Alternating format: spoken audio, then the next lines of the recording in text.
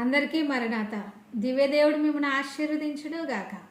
యెషయా గ్రంథము 41వ అధ్యాయం 10వ వచనములో, నీతి అను నా దక్షిణ హస్తముతో నేను మిమ్మల్ని ఆదుకుందునని ప్రభు సెలవిస్తూ ఉన్నారు.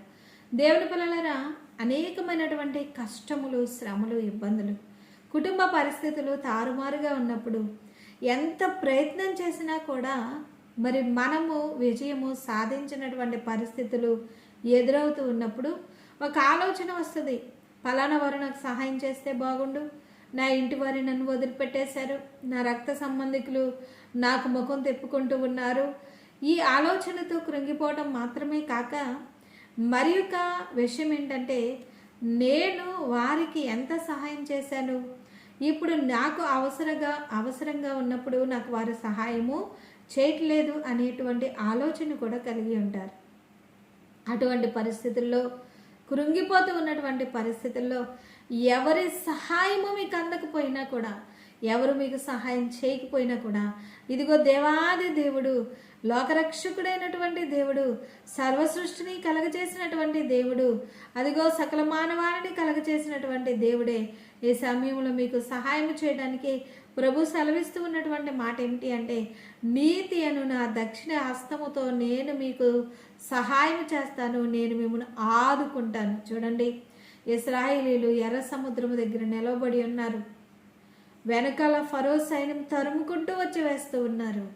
వీరికి ఏ ఆధారము కూడా లేదు, ఏ సహాయం కూడా లేదు. అయినప్పటికీ కూడా, మోషే, ఎందుకు నీవు ఊరకనే నిలబడి నాకు మొరపెడుతూ ఉన్నావు? మోషే, నీ కర్రను సముద్రం వైపు చాపు అని దేవుడు మోషే గారికి సెలవిచ్చినప్పుడు, మోషే గారు తన కర్రను సముద్రం వైపు చాపినప్పుడు ఎర్ర సముద్రం పాయలుగా చేసి ఆరిన నేలను ఇశ్రాయేలీయులు నడిపించినటువంటి అట్టి దేవుడే మరలా సైన్యము, ఆ ఫరో సైన్యము తరుముతూ ఉన్నప్పుడు ఆ సముద్రము మరలా కలిసిపోయి శత్రు బాధ నుండి విడిపించినటువంటి దేవాది దేవుడే, ఇదిగో వారిని ఆదుకున్నటువంటి దేవుడే మీ కుటుంబమును ఆదుకోపోతూ ఉన్నారు.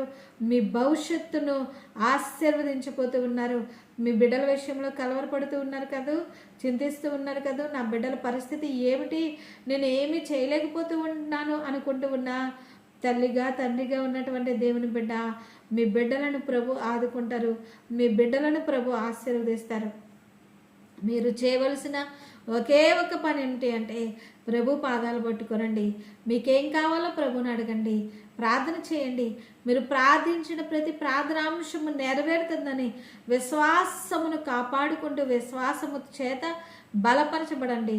సెలవులో ప్రాణం పెట్టి రక్తమును కార్చి ఆయన సమాధి చేయబడి పునరుద్ధారణిగా తిరిగి లేచి ఆరోహణమే పరలోకములోనికి వెళ్ళి మరలా రానయ్యున్నటువంటి ప్రభువు మనలను ఆదుకోవడానికి సిద్ధంగా ఉన్నారు.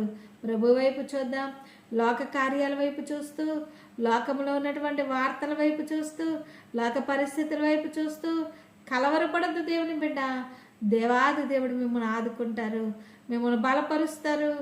మరి నీతి అను నా దక్షిణ హస్తముతో నేను మిమ్మల్ని ఆదుకుంటాను అనేటువంటి వాగ్దానమును ధ్యానం చేస్తూ విశ్వాసముతో ఆయన రాకడకు సిద్ధపడదాం.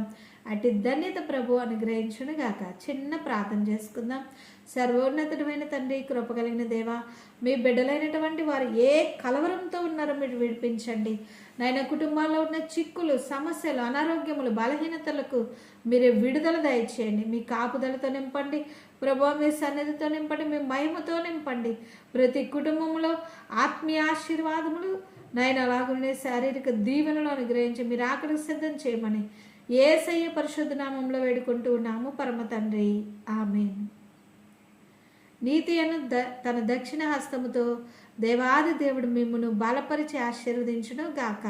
God bless you.